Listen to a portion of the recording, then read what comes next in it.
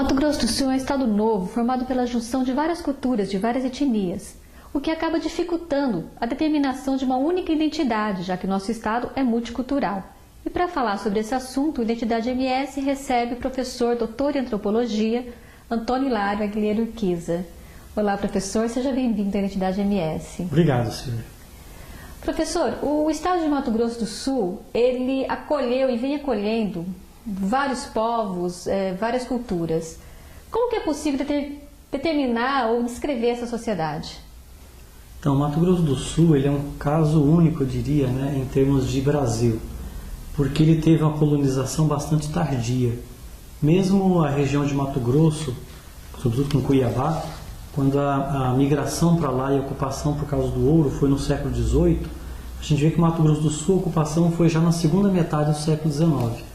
Isso fez com que Mato Grosso do Sul fosse um ajuntamento de várias regiões do Brasil, além dos indígenas que já estavam aqui, dos descendentes de escravos e de pessoas de outros países, por exemplo, da Bolívia, do próprio Paraguai, do Líbano, do Japão.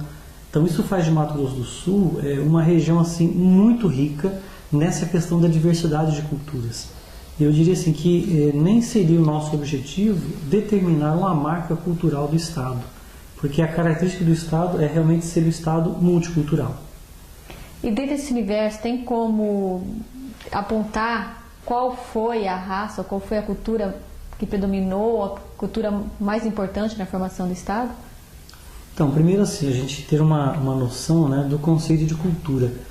Na verdade, cultura não é algo estático que a gente tem e carrega como se fosse uma mochila. Cultura é tudo aquilo que o ser humano vai produzindo e vai simbolizando em termos de sociedade. E isso é muito dinâmico, isso muda. Basta ver, por exemplo, as nossas famílias, nossos avós, bisavós, as formas como eles se relacionavam com a terra, com a agricultura, com a própria lide doméstica ali do fogão, da cozinha. Quanto que tudo isso mudou nos últimos 50 anos, 80 anos. Então, assim, a cultura é algo bastante dinâmico. E sendo assim, o Mato Grosso do Sul, claro, o aporte inicial que ele teve, muito forte, os primeiros desbravadores, foram os paulistas, e depois os mineiros, alguns nordestinos, mais recentemente, dos anos 70 para cá, os sulistas, além dos índios que já estavam aqui. Então, assim, o Estado tem uma influência muito forte da cultura indígena e dessas regiões do próprio Brasil que vieram para cá. Além de outros, como no caso os japoneses, que vieram no início do século XX, para a construção da ferrovia, e que também influenciou bastante a cultura, sobretudo de Campo Grande. Então eu diria assim que na atualidade a gente tem dificuldade em determinar qual cultura foi mais importante, porque elas foram se mesclando e se ressignificando. Basta ver a cultura paraguaia em Campo Grande, a importância que ela teve e tem, a cultura japonesa e as culturas regionais do Brasil.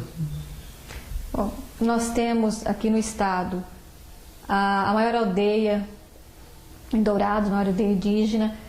Temos uma característica interessante que, apesar de não ter usado muita mão de obra escrava, nós temos comunidades quilombolas no estado e temos também a maior colônia de imigrantes sírio-libaneses aqui. Eu queria que o senhor falasse um pouco da importância de cada uma dessas etnias, do índio, do branco, do estrangeiro, do negro, na formação do Estado.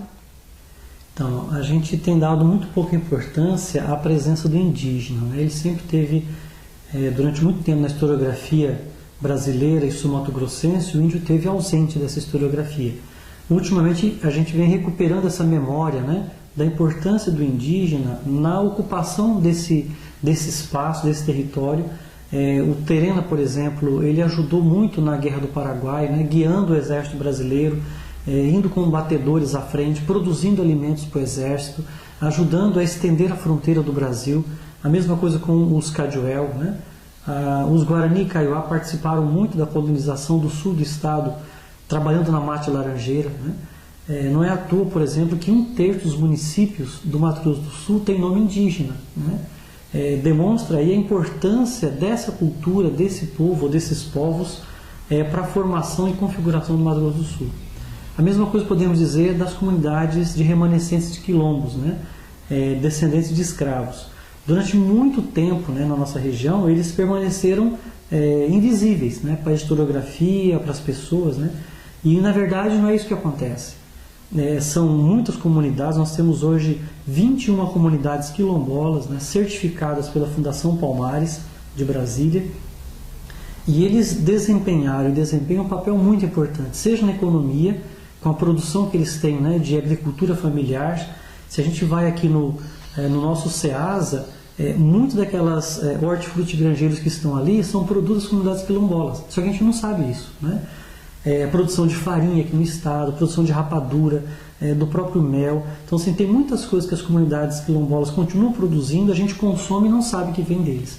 Além de toda a dimensão da cultura, da história, que a gente está tentando ultimamente trazer isso, né, para as escolas, trazer para a universidade, todo esse lado da cultura dos remanescentes de quilombos, que grande parte deles vieram, né, da Bahia, outros grupos vieram de Minas e outros ainda do sul de Goiás, né, e contribuíram e muito para a colonização e ocupação desse espaço.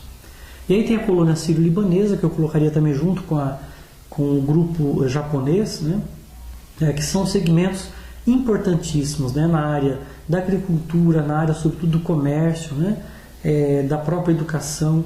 Então, assim, Mato Grosso do Sul é hoje um estado muito rico, né, no aspecto cultural, porque ele é um mosaico, né, de todas essas culturas que compuseram e vêm compondo a realidade do nosso estado.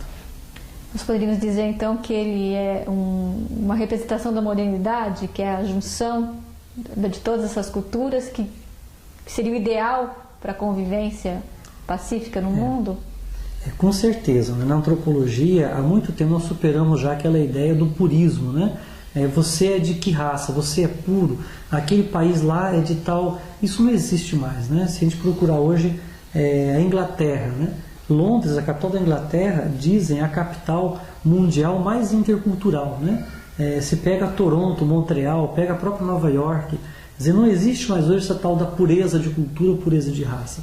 Aliás, a grande riqueza hoje é a diversidade, né? Porque a diversidade ela leva à criatividade, ela leva à complementação, né, cultural, complementação social. Então, na verdade, Mato Grosso do Sul, poderíamos dizer que ela é um modelo hoje, né, de uma região, de um estado, de uma sociedade, eu diria até pós-moderna, globalizada, né?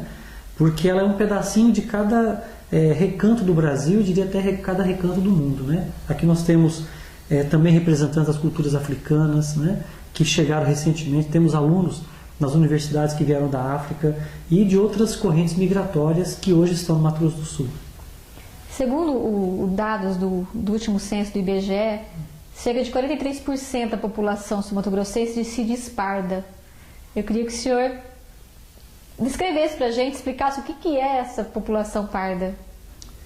Então, esse é um conceito que na minha área da antropologia, né, nós questionamos esse conceito do pardo. Na verdade, é um conceito que entrou historicamente, né, sobretudo nas políticas do governo, para tentar, dizer assim, quase que encobrir ou acobertar que nós somos um país de forte ascendência negra, né?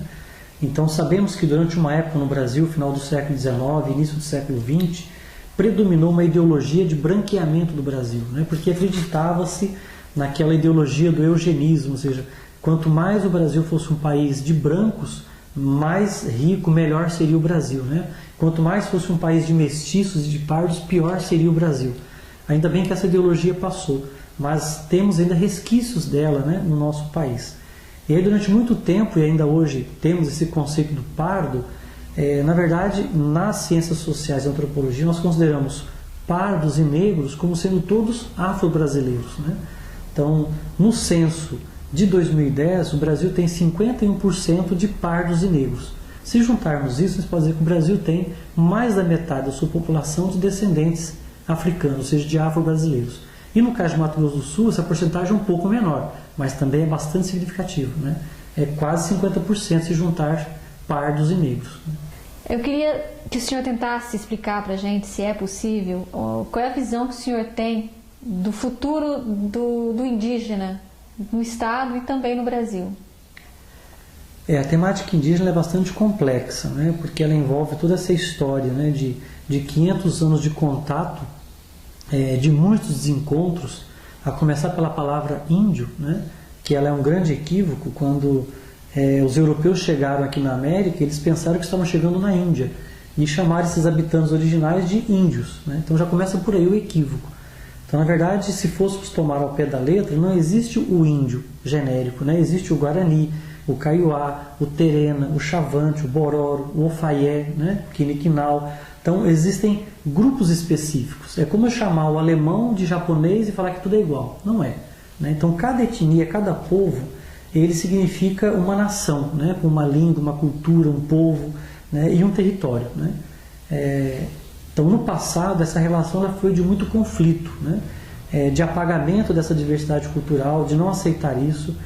E foram 500 anos assim, muito difíceis para esses povos. Tanto que no Brasil, dos mais ou menos 6 milhões de indígenas, né, que existiam no Brasil, à época da chegada dos europeus, na década de 60, 70 do século XX, eles chegaram ao redor de 150 a 200 mil apenas, né?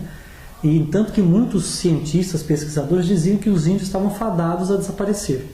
Ou eles iam virar agricultores e subsumir-se na sociedade brasileira, ou seja, eles iam se inculturar, né, se aculturar na sociedade brasileira, ou eles iam desaparecer. Dos anos 80 para cá, sobretudo com a Constituição Federal, né, de 88, essa realidade muda completamente. Pela primeira vez o Estado brasileiro reconhece que o Estado brasileiro é multicultural. Reconhece a presença das culturas diferentes, no caso dos povos indígenas, as línguas, os processos próprios de educação, de aprendizagem. Então, da Constituição para cá, essa relação do Estado brasileiro com os povos indígenas mudou radicalmente. A preservação da cultura, o reconhecimento dos seus territórios tradicionais, e isso já se percebe concretamente o impacto nesses povos indígenas. É o segmento hoje no Brasil que mais cresce populacionalmente, né? Quase o dobro da média do crescimento dos demais povos, né, do Brasil, né? E isso significa então que os índios não vão desaparecer, né? Isso significa que os índios continuarão sendo uma presença constante na sociedade brasileira, gostemos ou não, né, desse fato, né? Isso significa que os índios também não estão congelados no tempo. Então, conforme a história de contato que eles mantiveram e mantêm com a sociedade brasileira, eles vão ressignificando os elementos culturais.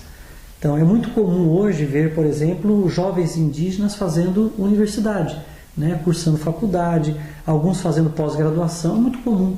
É muito comum ver hoje indígenas em Aquidauana, em Nioaque, próprio Campo Grande, Dourados, com celular, né? E não pode? Claro que pode. É um cidadão brasileiro como outro qualquer, né? Tem algumas leis específicas para eles, né? Mas eles podem ter toda a tecnologia que nós temos, de computador, de celular, sem deixar de ser índio. E também temos o caso de Campo Grande, né, com 4 e agora com 5 aldeias urbanas, que é uma espécie interessante de presença dos índios no contexto urbano. Antigamente se dizia, né, que o índio vinha para a cidade, ele estava destribalizado, né, e não era mais índio. Hoje, essa compreensão ela avançou. Então a gente entende que não é porque o índio deixa a sua aldeia de origem, aldeia rural, e vem para o meio urbano, que como se fosse num passo de mágica ele deixa de ser índio, né? Não. Até porque, se olharmos bem, ele continua sendo discriminado, né? Ele continua sendo vítima de preconceito, ele mantém a língua dele, às vezes nas relações sociais, até para não ser discriminado, ele esconde a língua dele, esconde a origem, né? Mas ele não deixa de ser índio como se fosse num passo de mágica. E isso foi percebido já através de várias pesquisas, né? De que os índios na terceira, quarta, quinta geração em Campo Grande, em Aquidauana, por exemplo, eles permanecem indígenas. Eles mantêm os laços de parentesco com as aldeias de origem, né? Aldeia Cachoeirinha, Limão Verde, Bananal. Então, só para dar um exemplo no caso dos Terena, que mesmo estando na cidade, eles permanecem indígenas. Mesmo estando na universidade, eles permanecem indígenas. Por quê? Porque a cultura é dinâmica e eles vão ressignificando. Então, o que eu diria em relação ao futuro dos povos indígenas no Brasil? Que eles continuarão presentes, cada vez mais presentes, né, na mídia, na realidade cultural do nosso país, porque a gente passa a reconhecer um pouco mais o valor deles, e eles vão colaborar e compartilhar conosco a construção desse grande país. Bom, e diante dessa riqueza cultural, eu queria que o senhor falasse para a gente, ou tentasse descrever a identidade sul-mato-grossense. Então, a primeira coisa eu diria assim, né, a importância de superarmos, né, as tendências, né, de etnocentrismo, de bairrismo, a minha cultura é melhor, o meu povo é melhor. Não existe isso, né? Então eu diria assim que a cultura sul-mato-grossense é uma cultura riquíssima exatamente porque ela é múltipla, né? Exatamente porque ela é diversificada, porque ela é variada. Então eu diria assim, a marca registrada hoje do Mato Grosso do Sul é ser um estado multiétnico, um estado multicultural e um estado multilinguístico, né? Nós temos no Mato Grosso do Sul hoje mais de 10 línguas faladas aqui, né? Por exemplo, a importância do Paraguai, que é falado aqui, que é a língua espanhola, o Guarani, né, indígena, que é muito forte, a língua terena, além do português e fragmentos do japonês, né? Então, assim, é um estado no Brasil que talvez tenha uma das maiores riquezas étnico e culturais. Eu diria, esse é o traço característico cultural do Mato Grosso do Sul. Muito obrigada, professor, pela sua entrevista. Eu que agradeço, Silvia. E no próximo bloco, a música raiz da dupla Sonoro e Brasamar. O Identidade MS volta em instantes.